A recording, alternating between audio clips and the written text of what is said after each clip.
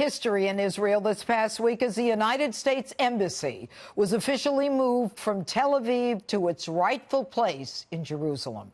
I was lucky enough to have a front row seat for this incredible moment on the world stage.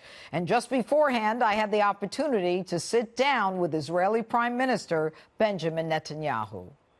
70 years to the day that Israel declared its independence, and here we are to the day where America is putting its embassy in the capital of Jerusalem, signifying again the importance of Israel and of a united Jerusalem. How do you feel? Elated. I think this is a moment of history, and I think President Trump has made history. This will be remembered the way we remember the proclamation of Harry Truman, who recognized Israel, the way we remember the Cyrus Declaration from 2,500 years ago when he told the exiles of Babylon, you can go back and rebuild the temple in Jerusalem. This is a historic moment, and we will always remember it. In addition to today, it's been a banner week for you. The President Trump withdrew from the Iran deal. And in 2015, you came to America to warn America of what most straight-thinking people could have figured out anyway, and that is that the Iran deal was a flawed deal. There were many in Congress, some of them Jews, who boycotted. And Donald Trump today, there are some American Jews who don't support Donald Trump. Why do you think that is? Well, I don't think it's a question of being Jewish or not. I think it's a question of understanding the threat posed by Iran. I mean, the nuclear deal was based on an assumption that if you give Iran a lot of concessions in the nuclear field, they will be nice.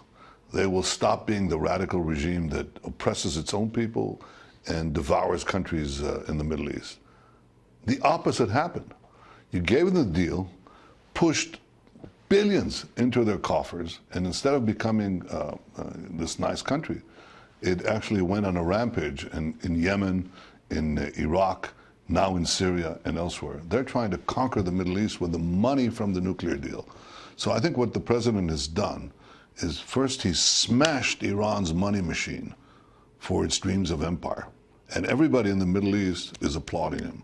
I'm not talking about in the European capitals. I'm not talking about those who are now outside the missile range of Iran. Those who are in missile range.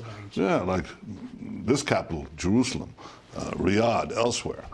In the Middle East, we understand that President Trump has done a great thing because he told Iran, you're not going to get the money for this flawed deal. And the second thing is, you're not going to get the nukes because this deal, if it's kept, guarantees Iran's multiple paths to get a nuclear arsenal. Everybody says, oh, well, we should keep this deal because it blocks Iran's path to the bomb. No, it doesn't. It guarantees Iran's path to the bomb. And not only that, so get out of this bad deal. Shouldn't keep a bad deal. So why did the UK, France, Germany, if this is so obvious, and you gave the proof, I mean, I was a prosecutor, you gave the proof, the evidence from Mossad, why are they still in the deal? I think they're kicking the can forward. They say, what this deal actually does, it says to Iran, do not enrich uranium, which is the critical component of a bomb, for one bomb, for a single bomb. And in exchange, in a few years' time, now it's 7 years' time, you'll get the ability to enrich uranium for 100 bombs. That's the deal. That's crazy.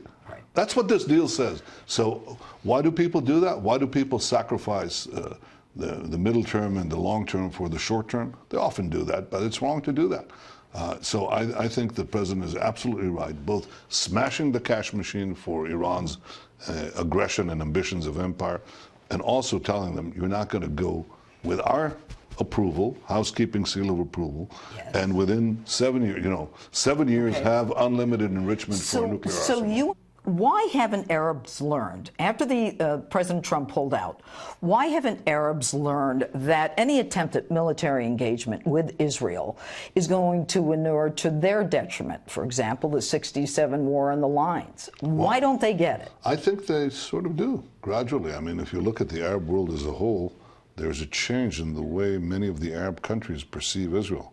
They no longer perceive it as their enemy, but as their indispensable ally against a common threat, and the common threat is Iran.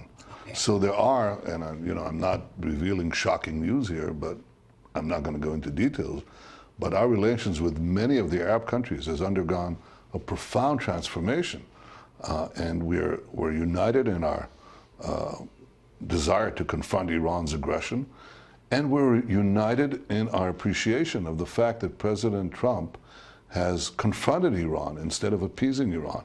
The president gets a lot of applause, not only here in Jerusalem, but also in quite a few Arab capitals. We're just open about it, and the people of Israel are open about it.